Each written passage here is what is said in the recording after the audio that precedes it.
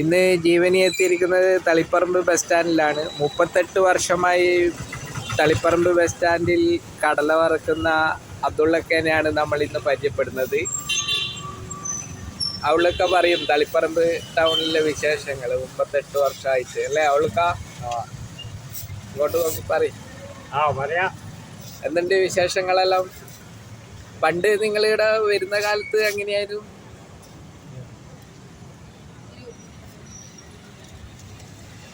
അവൾക്കാരുടെ കടലക്ക് വേറെ തന്നെ ഒരു ടേസ്റ്റാണ്.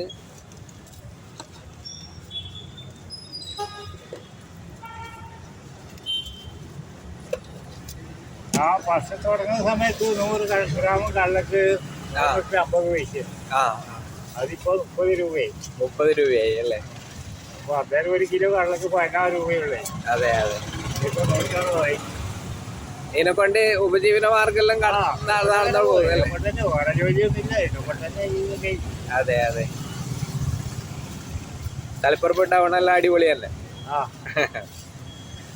38 വർഷമായില്ലേ അല്ലേ? 38 കഴിഞ്ഞു ടൗണ് കാണുന്നു അല്ലേ? എല്ലാ ദിവസവും വൈകുന്നേരം വരുവാ? അല്ല, കാലത്ത് ഒരു 11 മണിയാകുമ്പോൾ. വെള്ളക്കൊക്കെ എല്ലാ സൗകര്യങ്ങളും നേരുന്നു.